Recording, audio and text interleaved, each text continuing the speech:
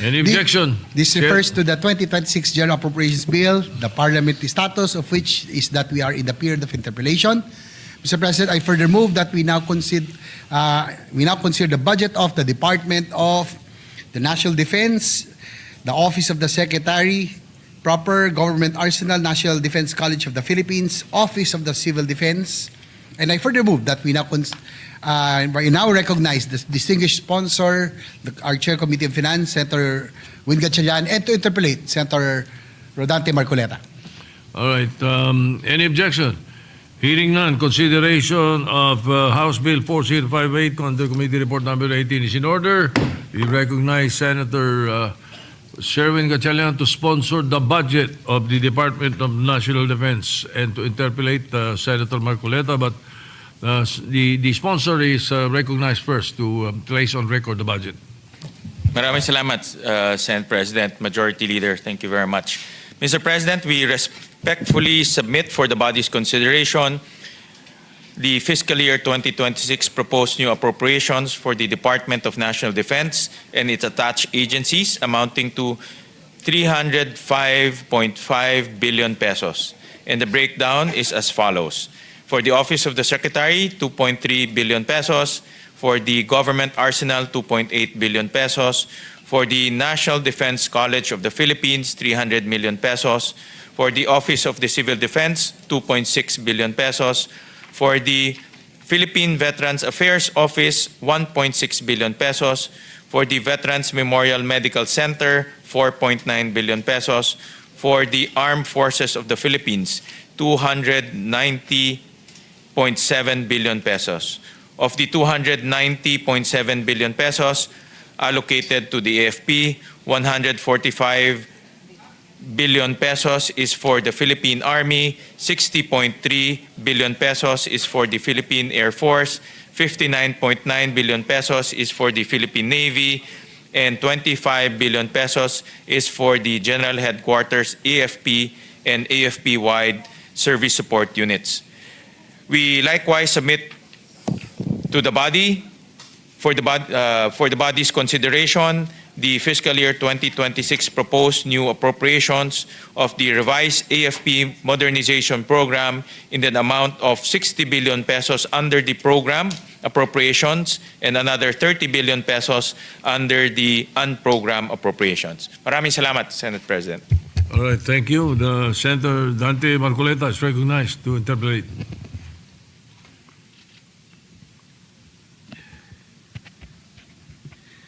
Thank you very much, Mr. President. Thank you for time accommodation in order to fulfill a very important social obligation today. Mr. President, I'd like to start with defense alliances with the United States, Japan, and Australia. The first question is, to what extent does the 2026 budget assume U.S., Japanese, or Australian support in case of a major WPS contingency?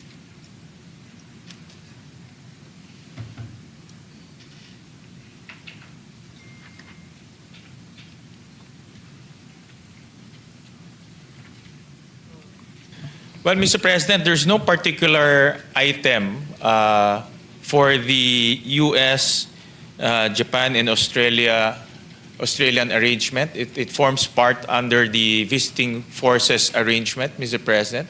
And the exercises being conducted is subsumed under the operational budgets of the different agencies, Mr. President. So there's no particular item for the U.S., for Japan, for Australia. It's subsumed under the exercises being conducted and subsumed under those budgets, Mr. President. And that will mean, Mr. President, that no critical capabilities are still being outsourced from these allies.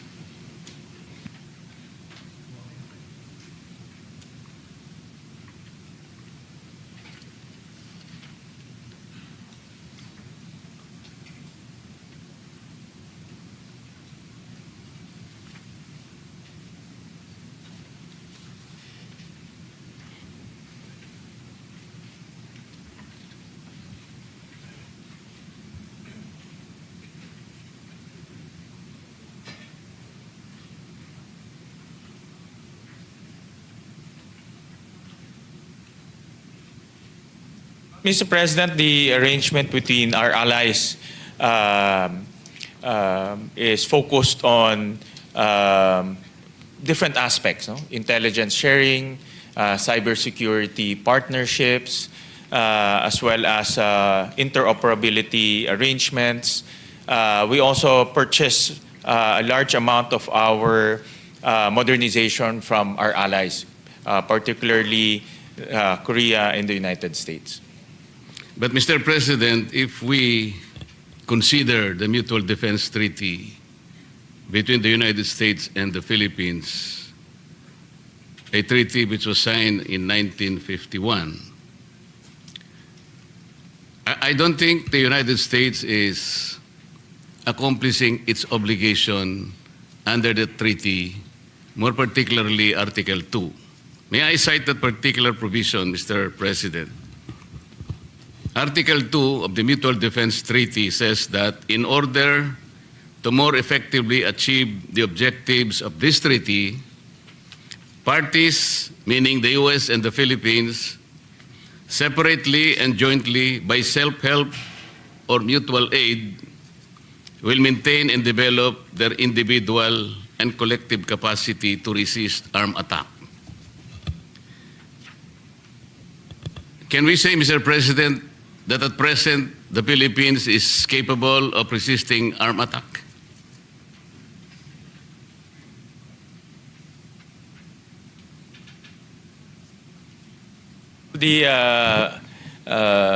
The answer from the Department of National Defense depends on the degree of the armed attack, Mr. President. And that's why we have interoperability exercises with our allies, Mr. President, so that we can be prepared for any eventuality, including disaster preparedness, Mr. President, which is, I think, a much more critical preparedness activity that we need to endeavor. The treaty, Mr. President, did not distinguish the nature and kind of armed attack. It just said both parties should be capacitated to repel armed attack. So the question is our country in a position to repel armed attack? Let's say from Vietnam.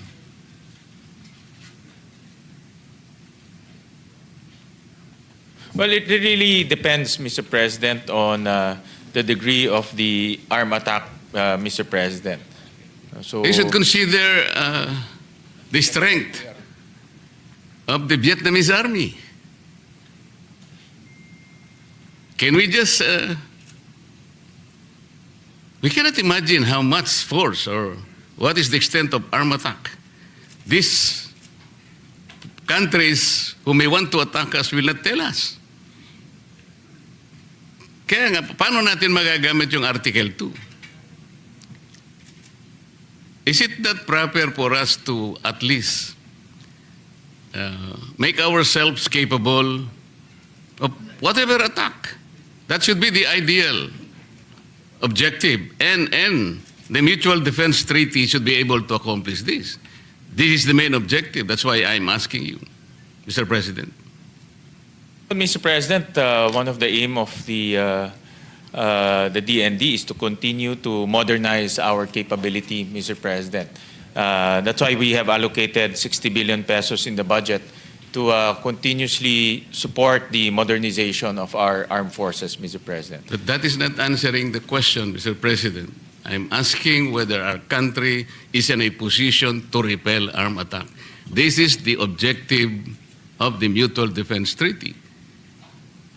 If we continuously hide upon the argument that we are perennially being assisted by the United States, Japan, and Australia, we're compromising our sovereignty and strategic autonomy, Mr. President. So ba't meron pa po tayong Mutual Defense Treaty? We cannot even answer this simple question. Mr. President, with the present capability and the continuous upgrading of our military capability, the objective is to deter instances like what you have mentioned, Mr. President. You're saying, Mr. President, we are in a position to deter, for example, China from attacking us? Can we now deter China from attacking us? Yes, Mr. President, the Secretary answered in the affirmative. So what are the deterrents? Or what is the deterrence, Mr. President?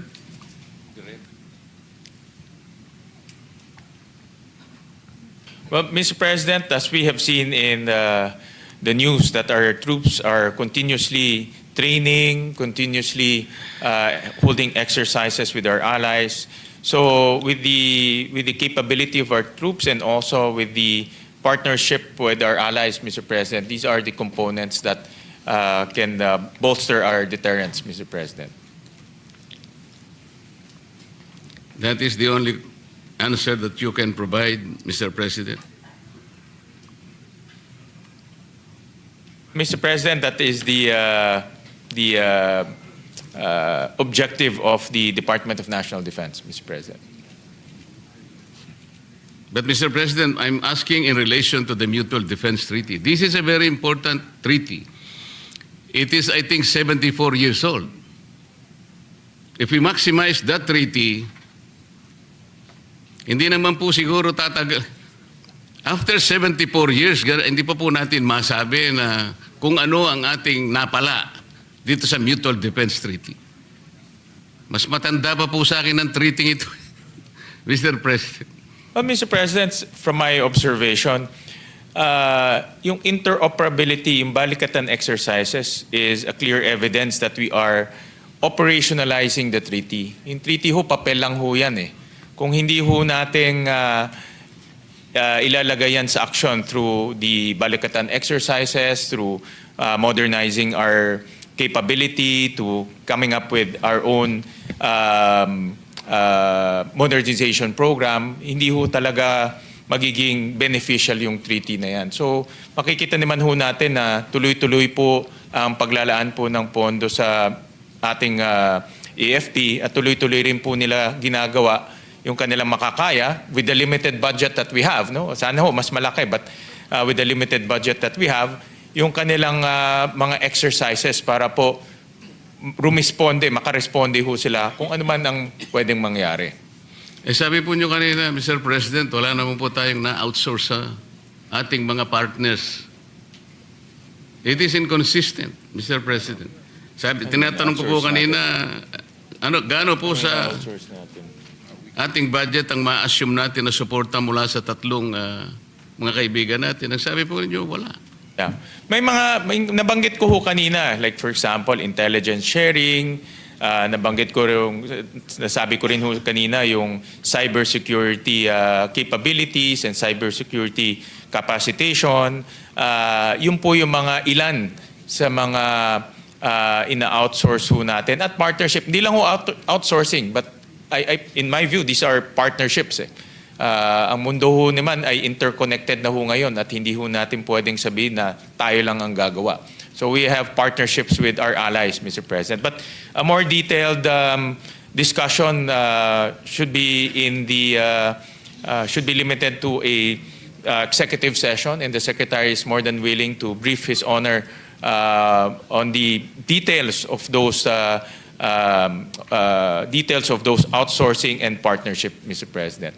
Marami ho dito may national security concern. Pero open naman po ang ating secretary na pag-usapan yan through an executive session.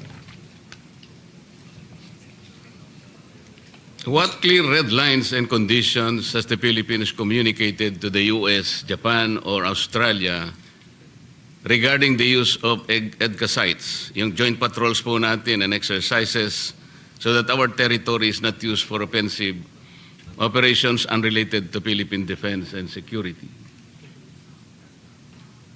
Yeah. Well, under the Constitution ho, hindi ho pwede silang magtayo ng base militar ho dito. So itong mga EDCA sites ay ginagamit ho to for joint exercises as well as disaster preparedness. So ang may-ari po ng mga lupa ay tayo pa rin, ang Pilipinas pa rin. Ang nag-ooperate rin po ay tayo pa rin, ang Pilipinas pa rin. So wala ho silang responsibility sa pag-ooperate ho nun. Given the inclusion of EDCA, Mr. President, EDCA sites near Taiwan Strait and the WPS. What risk assessment has DND made that these facilities will not become targets in a possible U.S.-China conflict, not our own making? Based on the reply of the good secretary, their risk assessment is very low, Mr. President.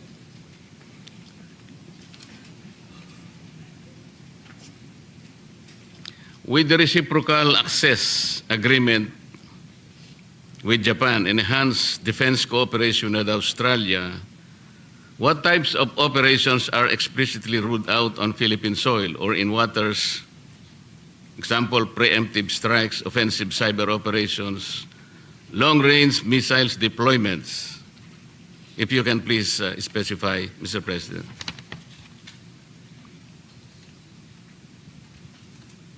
Ang limitation po ay offensive operation and anything that will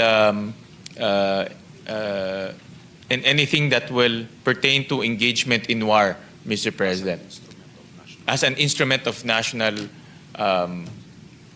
policy, Mr. President. Mr. President, does the Department of National Defense agree that a decision of the Supreme Court interpreting and applying a provision of EDCA automatically becomes part of EDCA itself?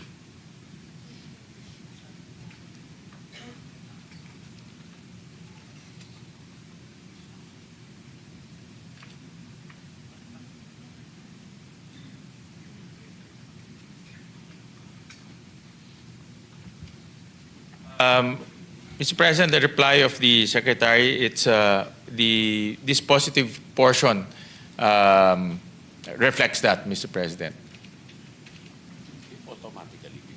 Well, the question requires an answer either yes or no, Mr. President. What is the dispositive portion, Mr. President?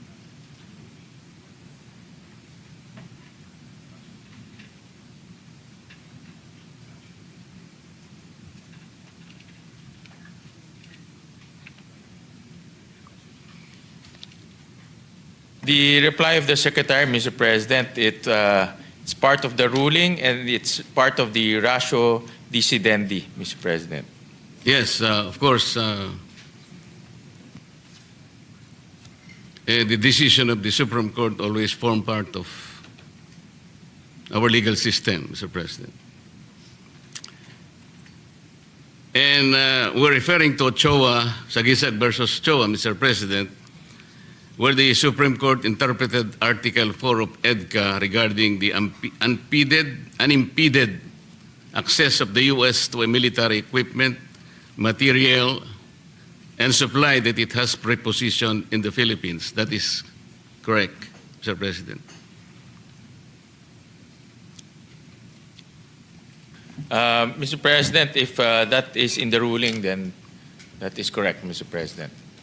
And therefore, Mr. President, you have to agree that such interpretation of the Supreme Court should automatically form part of EDCA, correct? Yes. Subject to the full Constitution. And therefore, the DND has the legal mandate to implement that interpretation of the Supreme Court. Yes, Mr. President, that's correct. Ang sabi po kasi sa kasong ito, o decision na ito, Mr. President,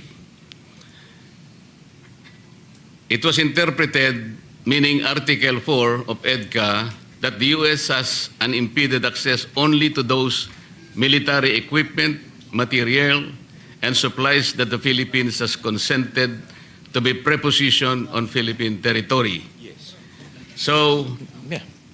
could the DND please detail how exactly it is implementing that decision of the Supreme Court, specifically what consent mechanism it is using? Is it the Mutual Defense Board or the Security Engagement Board?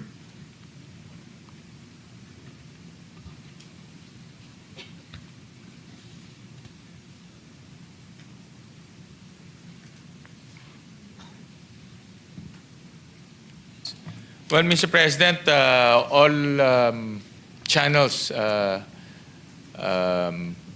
Boards merely recommend.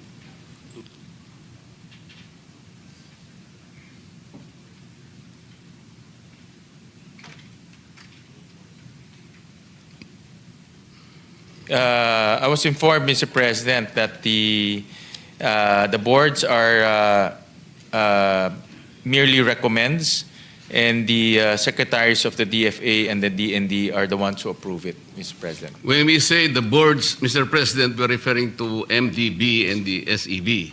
Yes, Mr. President, correct. How many come from the Philippine side, Mr. President? And what is the voting requirement?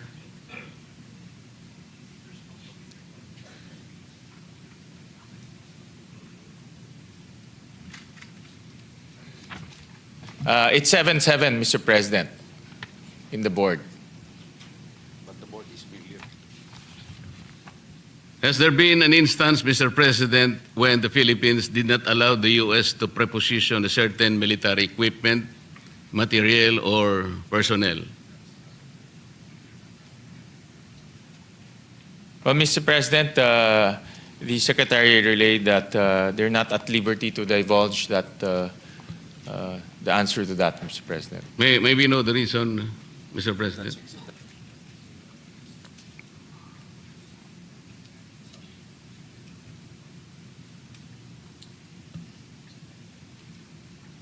Well, Mr. President, because it forms part of the Mutual Defense Treaty, and it's also part of the operational security, and the President needs to approve the release of that information, Mr. President. Mr. President, the armed forces of the Philippines mentioned that certain U.S. missiles should be prepositioned in the Philippines. Are these nuclear-capable missiles, Mr. President?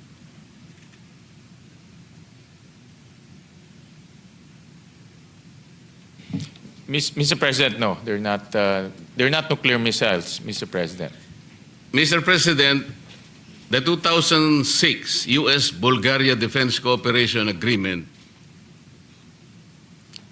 the 2009 U.S.-Poland Status of Forces Agreement, and the 2014 U.S.-Australian Force Posture Agreement all explicitly require the United States forces to notify and obtain the exclusive consent of the host government regarding the type of defense equipment, supplies, or material to be propositioned. The U.S.-Australia agreement even provides for a snapback by the Australian Parliament. The Philippines, or the Philippine EDCA, does not have such consent provision. Why is the Department of National Defense not insisting on that insertion of such sovereign provision, Mr. President? Well, Mr. President, that provision, the reply of the Secretary, the provision is not necessary because the guiding document will be the Constitution, Mr. President. But, Mr. President, would not such sovereign provision ensure the independence of our foreign and security policies? Aside, of course, from the Constitution. Well, Mr. President, any action in relation to the EDCA sites, the Philippine side will have the final say, Mr. President. Mr. President, the Chief of Staff of the Armed Forces recently said that all the investigations into and protest against the government corruption are causing destabilization and benefiting China. Do you agree that the work of the Senate Blue Ribbon Committee is destabilizing the Philippine government? Well, personally, Mr. President, that's part of our mandate under the Constitution. Yes. And the investigation is in aid of legislation, Mr. President. Kaya nga po, kaya hindi tayo nagdi-destabilize kahit na po tayo ay gumagawa ng pagdinig laban sa corruption na nangyayari sa ating bansa, lalong-lalo na po itong karumal-dumal na flood control projects na nakita po natin kung ano ang... Mr. President, well, thank you, Mr. President, for asking that question. It gives the Chief of Staff the opportunity to clarify and also to straighten the answers, Mr. President. He never said that the investigation would lead to destabilization or any instability in our political system. What he mentioned is withdrawal of the support of the AFP will lead to destabilization. So, and that's very clear, Mr. President, the difference between the responsibilities of the legislature in aid of legislation and also the withdrawal of the support of the military, Mr. President. Do you agree in the Philippines' one China policy? Do you agree with Japan that any forcible unification of China and Taiwan is a threat to Philippine security?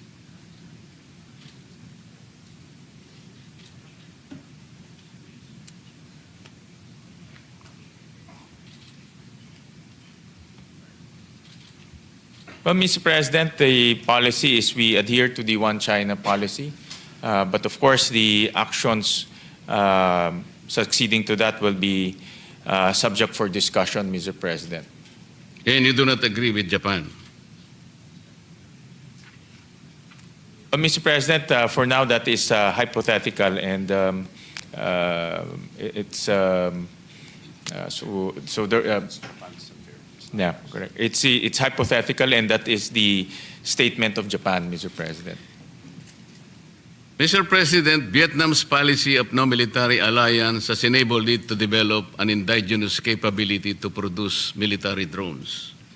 Do you think the Philippines should forever rely on external military assistance or try to stand on our own?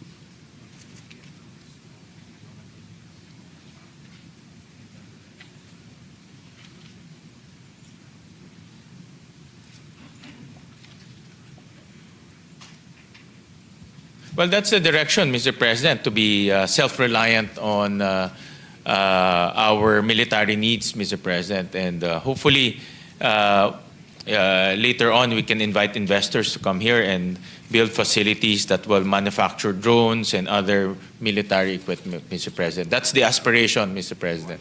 But only if conditions will provide in order for this opportunity to come in the near future.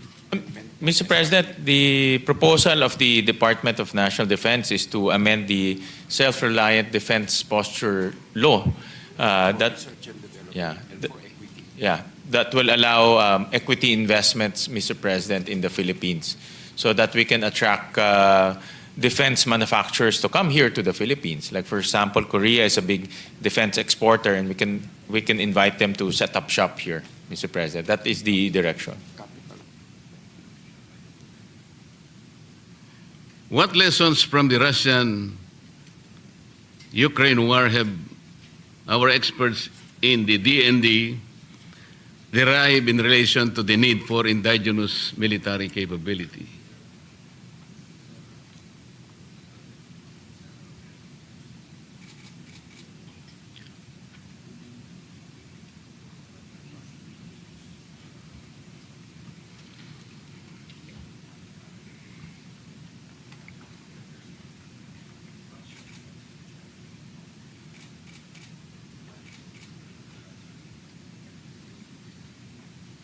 Well, Mr. President, there are many lessons that the department derived from that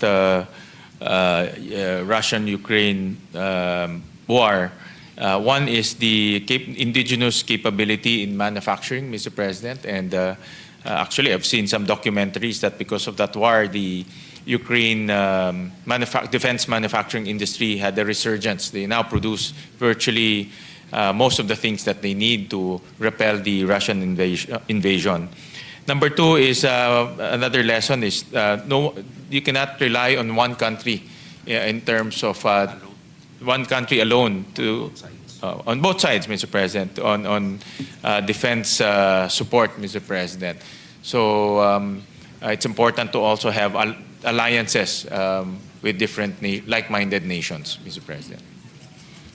So what steps does the DND take, Mr. President, to build our indigenous military capability? And if so, which part of the budget that we now consider will be devoted to ensuring such indigenous capability.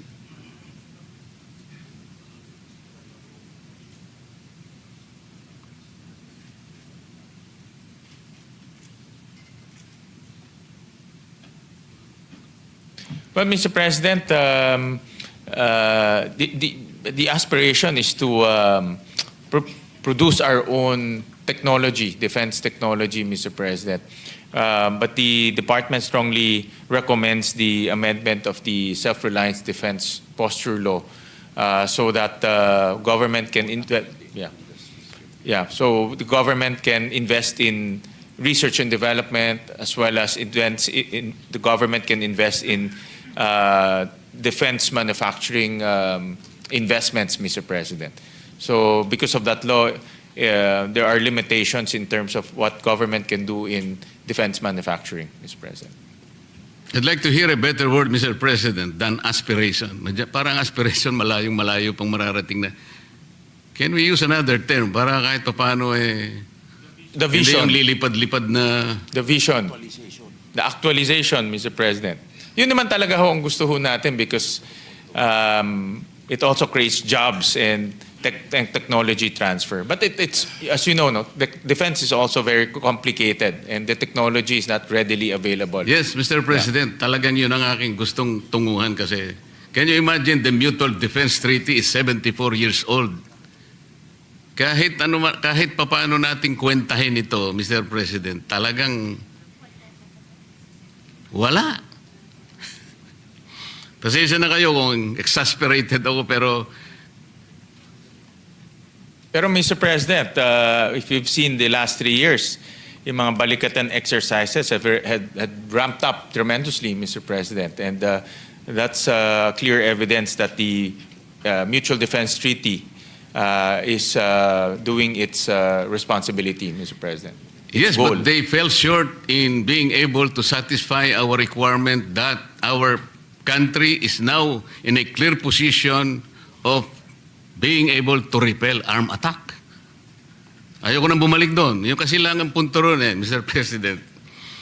Well, Mr. President, last comment, actually under the leadership of Secretary Teodoro, doon po talaga nag-umpisa itong ramping up ng mga alliances with our like-minded partners, Mr. President. And with that, doon rin nag-umpisa yung investments rin ho natin sa modernization. Kaya this year, Mr. President, pinakamalaking modernization fund ang ilalagay po ng Senado para po makahabol ho tayo sa mga pangangailangan ho natin. Yun po yung gusto ko sabihin, Mr. President. Nakabawi-bawi tayo ng konti dahil nandyan ang aking kaibigan, Secretary Teodoro.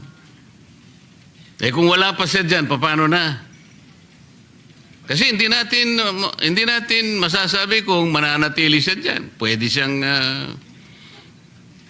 yung palang punto nyo, Mr. President. Nakuha ko na ho. Kaya nga Would you say that militarization rather than diplomacy is the main mode of dispute settlement of China? No, Mr. President. Absolutely not, Mr. President. Okay.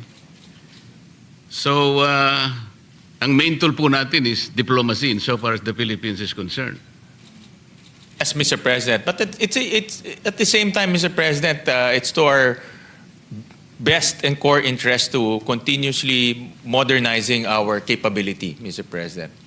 Yung po mga diplomatic efforts natin, ano-ano po yun? Sana hindi lang po mga diplomatic protest tsaka yung tinatawag nilang megaphone diplomacy. Are there actual negotiations and are there budgets devoted for these actual negotiations para yung diplomacy makita natin po talagang nag-ooperate? Mr. President, under the budgets of the Department of Foreign Affairs, Mr. President, mayroong mga amounts there to continuously engage our partners as well as other countries in diplomacy, Mr. President. Mr. President, is it correct to say that the Department of National Defense is asking the people for billions of pesos to defend the West Philippine Sea, or WPS? Well, Mr. President, it's not only limited to the West Philippine Sea, Mr. President. It's the Yeah, core in mine. relation only to the West Philippine Sea. Yes, Mr. President. Okay. Pwede paano natin isang map? Can we ask the staff to please show the first map?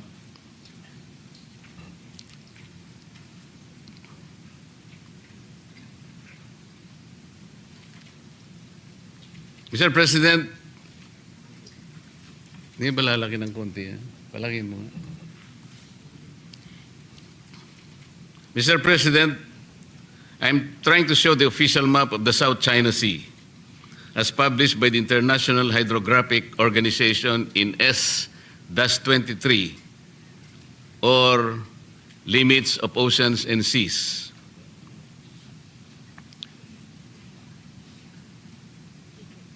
We are not supposed to defend the entire South China Sea, Mr. President.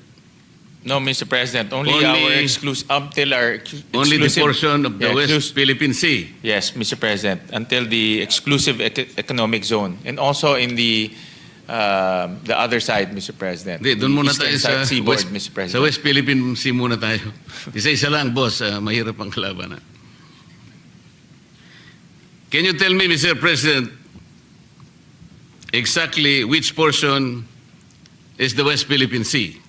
Can you show us a map indicating the features and the limits of that area where we will be spending some of the budgets of the DND for consideration?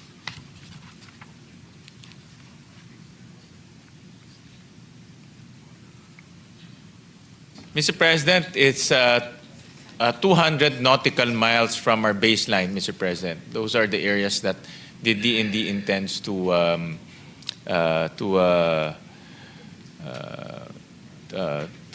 bolster, Mr. President. If you are saying 200 nautical miles from the archipelagic baseline, you're referring to the exclusive economic zone. Correct, Mr. President. The reason I'm raising this question, Mr. President, is that the lack of precise identification of the area where the people's money is supposed to be spent, parang ang mangyayari po parang yung flood control ngayon. Dahil po sa discrepancy in coordinates, ang damit billion po kasi ang natapon din na pera. If the DND says that the WPS is the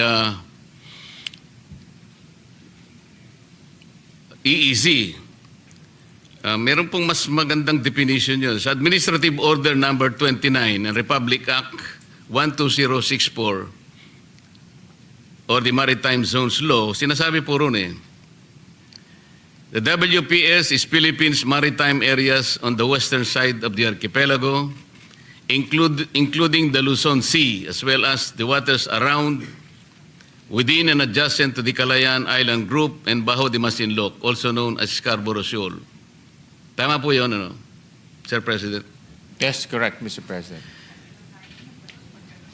Would you agree that under Administrative Number 29, the term Calayan Island Group refers to the area enclosed by boundaries identified under Section 1 of Presidential Decree Number 1596? Tama po, Mr. Yes. President. Tama po kayo. And you will also agree that under paragraph 574 of Arbitral Award in the South China Sea Arbitration, the tribunal declared that the Philippines cannot apply boundaries to enclose the Spratly Islands or a portion thereof. Yes. Yes, we agree. We agree with the arbitral award, Mr. President.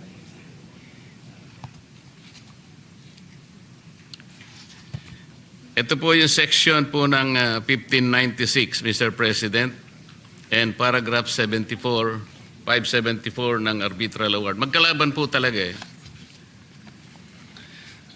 Sabi po ng Arbitral Award, Mr. President, and I quote, "In any event, however, even the Philippines could not declare archipelagic baselines surrounding the Spratly Islands.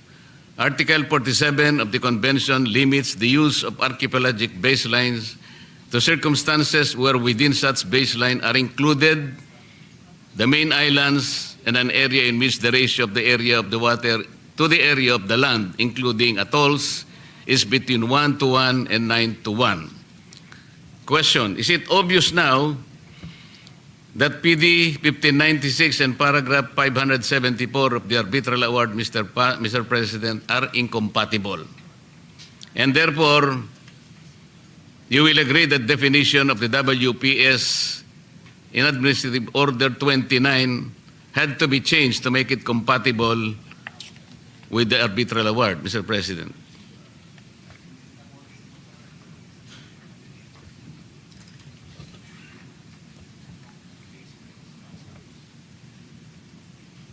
Well, Mr. President, the Secretary replied that no, it's not incompatible because portions of the EEZ is also included in that, Mr. President.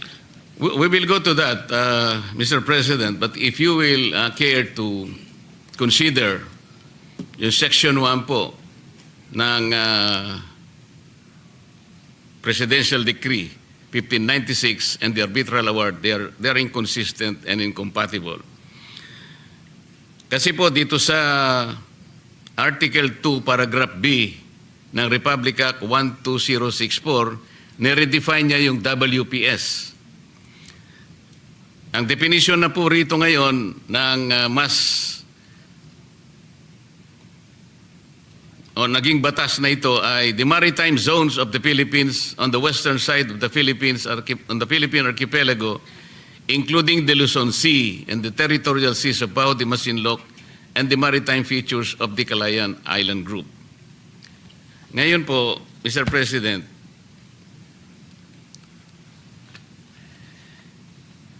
yung limits po ng West Philippine Sea, ang sabi po natin kanina is the 200 nautical limit of the EEZ. Are you saying that Kalayaan and other features are not part of the WPS, Mr. President?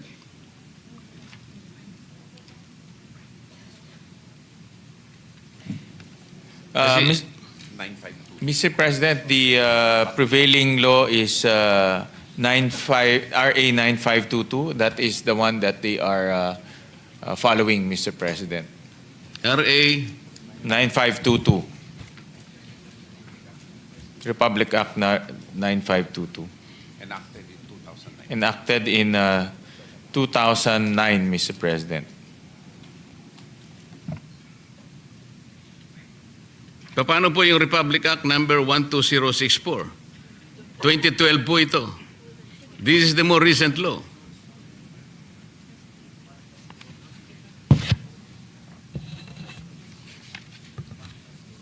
Yeah. Yeah, Mr. President, maritime zones and the baselines are different matters, Mr. President. Alam ko po yun, Mr. President. Pero kung pag-uusapan po natin na yung limit po ng West Philippine Sea ay yung ating exclusive economic zone, which is 200 nautical miles from our baseline, malinaw po na ang Kalayaan Island Group ay hindi po kasali sapagkat it is beyond the West Philippine Sea. Pwede po natin ipakita yung pangalawang mapa. Well, Mr. President, what we are following insofar as the Kalayaan Group of Islands is RA 9522, which defines the baseline, Mr. President, of the country. Yun nga po, Mr. President, sa baseline natin, kahit sa 9522, wala po doon yung Kalayaan Island Group. Mr. President, nandoon po yung KIG, Mr. President, Kalayaan Island Group. Ipakita natin yung yung isa pa pong ayan po, kayo na pong humanap kung nasaan yung KIG. Wala po eh. Ito po, Mr. Section 2, Section 2A, the Kalayaan Island Group as constituted under Presidential Decree 1596. And letter B, Bajo de Mansinloc, also known as Scarborough Shoal, Mr. President. Nandito ho siya sa 952. Kasi po, Mr. President, sa Republic Act 12064 or the Maritime Zones Law, ito po yung ginagamit ninyo ngayon eh. Inalis po niya yung boundaries ng 1596 na in-enclose ang KIG. tingnan po ninyo, Section 5 in relation to Section 18, yung term Kalayaan Island Group now refers only to certain high tide elevations and the respective territorial sea. Inalis po talaga eh. For territory 9522. Yeah. Well, Mr. President,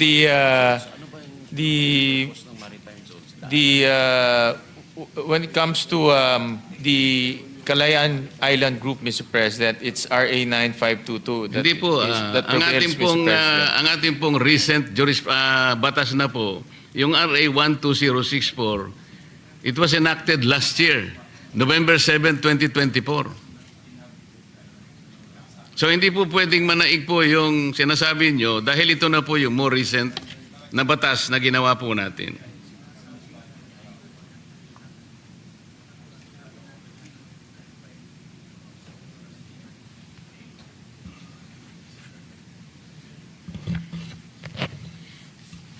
So as it stands now, Mr. President, yung ating West Philippine Sea includes the maritime features of the KIG. Palagay natin.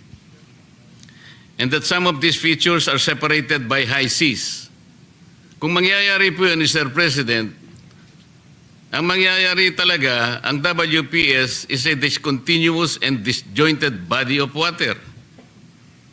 But Mr. President, also in Section 3 defines the baselines, Mr. President. And it referred back to RA 9522, Mr. President. So, dinefine dito sa batas na ito, yung baseline ng ating bansa at prefer niya bumalik ho tayo sa 9522. So, hindi ho siya inconsistent, Mr. President. The maritime zones only define the maritime zones, kung saan po pwedeng dumaan yung barko, Mr. President. But in terms of the baseline, it refers back to 9522, which includes the Kalayaan Island Group, Mr. President. Hindi nga po eh. Yung batas po na binabanggit natin na atin pong ipinasa last year, inalis niya na po yung KIG. Wala na po roon eh.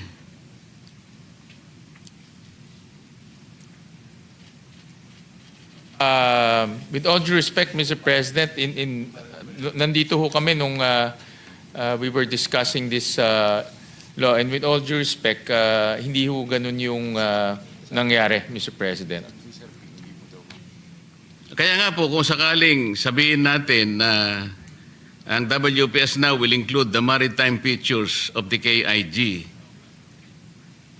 exactly how many features are we talking about here? Can you name and locate each of these features? Can you see us or can you show us the official map? 9 major islands, Mr. President. That is the, there are 9 major islands, Mr. President. Doon po sa KIG? Hindi lang KIG. Hindi lang po sa KIG, but yung mga features po sa... Yun nga po, West ang pinakamahirap dito po, dahil wala pa po tayong official map ng West Philippine Sea, hindi po natin madidescribe lahat ang features.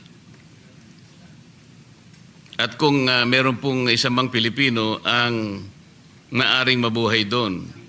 I'm asking these questions, Mr. President, to make certain that we know what we are talking about when we say West Philippine Sea.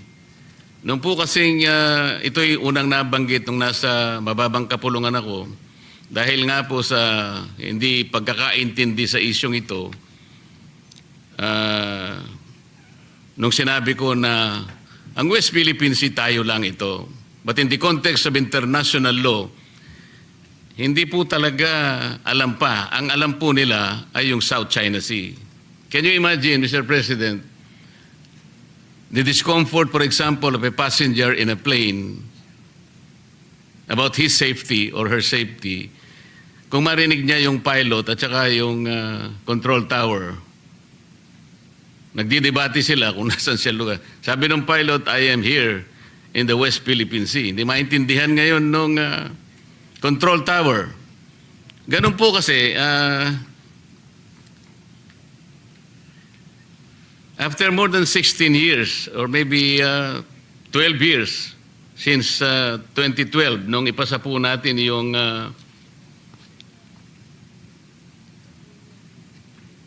RA 12064, the Philippines has not applied with International Hydrographic Organization for the adoption of the name West Philippine Sea. Yun po kasi yung naging problema yata natin, Mr. President. Bakit po kaya? Well, Mr. President, I think that question will be best referred to the Department of Foreign Affairs, Mr. President. Yes, Mr. President, in proper time we will do that. But I guess considering that the West Philippine Sea is one of those areas that even our national defense officials are protecting or try to protect, kailangan po alam natin kung ano yung ating gustong proteksyonan.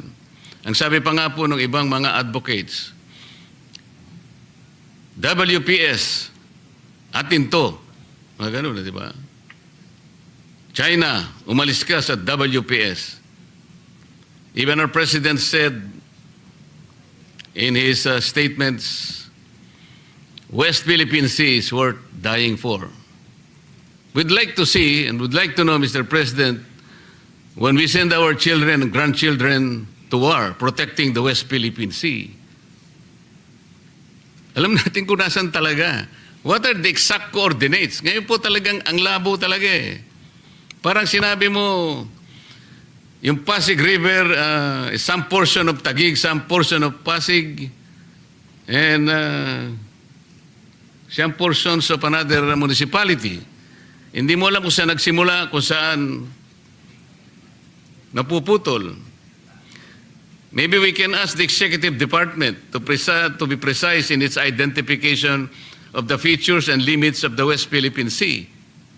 Kasi po, para yung mga ghost missions or even ghost budgets, kasi nangyari nga po sa flood control, they were all using several applications. Hindi sila, magkakaiba po eh. Sabi pa nila, geotag, real time. Pero ang pong tingnan, talagang wala yung mga flood control projects.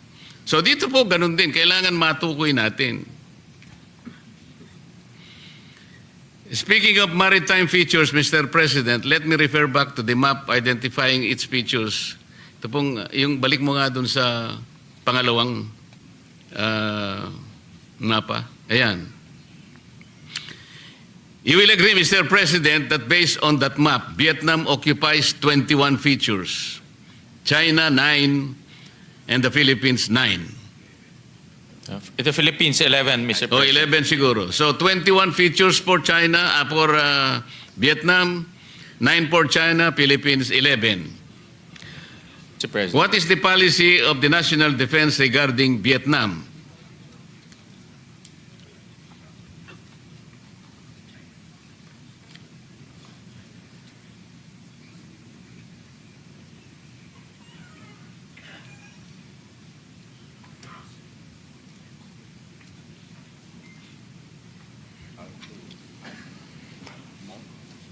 Well, Mr. President, in the case of Vietnam, Vietnam is not actively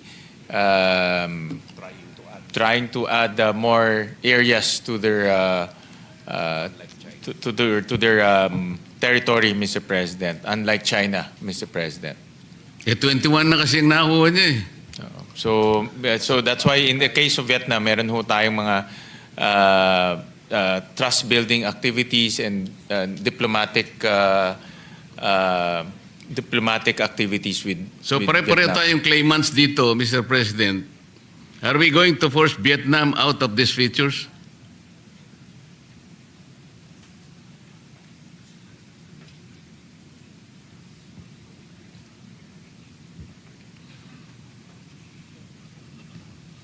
With Vietnam, Mr. President, we have open communication lines with them, and these communication lines will also discuss this type of issues, Mr. President.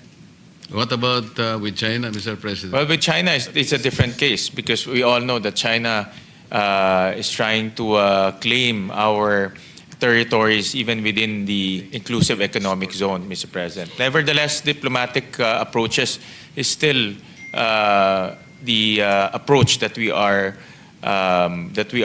endeavoring towards China, Mr. Pero President. sabi natin kanina, Mr. President, yung open and actual negotiations ay ating ginagawa, and I even asked kung magkano ang budget natin dito sa actual negotiation, hindi lang naman megaphone. The budgets are in the DFA, Mr. President, and the amounts are not significant because this is part of their diplomatic activities, Mr. President.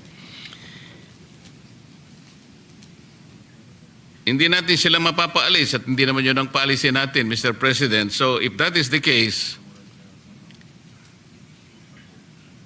ang Vietnam ba, ang China, ay paalisin tayo sa mga inoccupy nating features? Sa Vietnam, wala po. Wala pong ganun. In fact, we have good relations with Vietnam. Maraming nga hong Pinoy na teachers nagtuturo po sa Vietnam. With China is a different case, as you know, Mr. President. Sa China is a different case. So, maaari tayong puwersahing umalis, Mr. President. Mr. President, we still the approach of our policymakers is to continue to engage, to continue to open the diplomatic channels with China and with other countries, Mr. President. And for me, that is the best approach, Mr. President. But forcing us out from these occupied territories is a potential threat, Mr. President. It's a potential threat, Mr. President. If that is so, Mr. President, has the Philippines filed a protest with the United Nations Security Council as required under Article 2 of the United Nations Charter?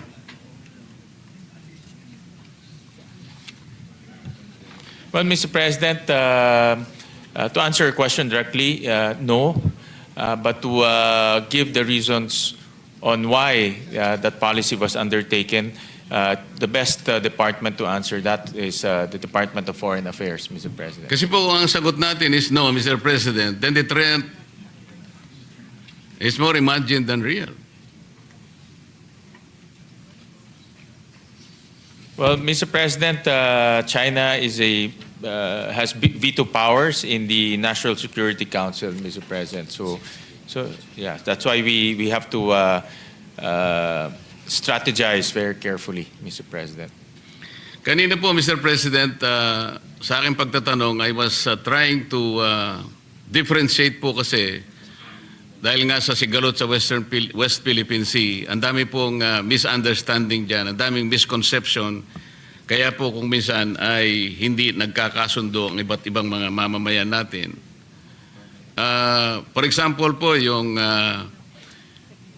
pinag-uusapan lang dito sa tinatawag nating West Philippine Sea na hanggang ngayon hindi natin talaga malagyan ng exact coordinates, ano-anong mga features niyan, ano-anong mga forma niyan, para sa ganun kung tayo makikipag-away talaga, makikipagdigma, alam mo naman po natin ang ating ipinakikipaglaban.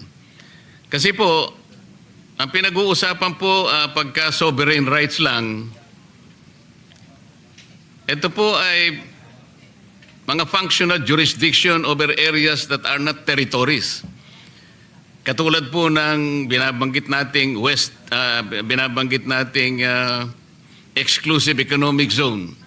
Kasama na po yung contiguous zone, yung continental shelf, and even the extended continental shelf. Hindi po mga teritoryo to eh. Napagkakamalan po na territory, kaya nagkakaroon po ng mahabang pagtatalo. Sovereign rights, Mr. President, is different from territorial sovereignty. Iba po yung sovereign rights sa sovereignty. Yung Estado po, katulad natin, have full sovereignty rights and jurisdiction over our territory.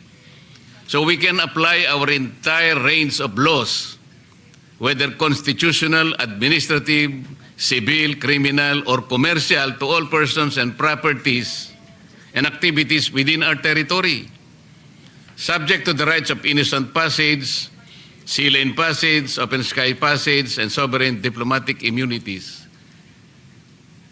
Ang kaiba po nito, in contrast, yun pong mga tinatawag nating maritime rights. Halimbawa po, itong binanggit natin kanina, contiguous zone, EEZ, continental shelf. Ang may apply lang po natin dito ay mga batas o regulations relating to customs, taxation, immigration, and sanitation.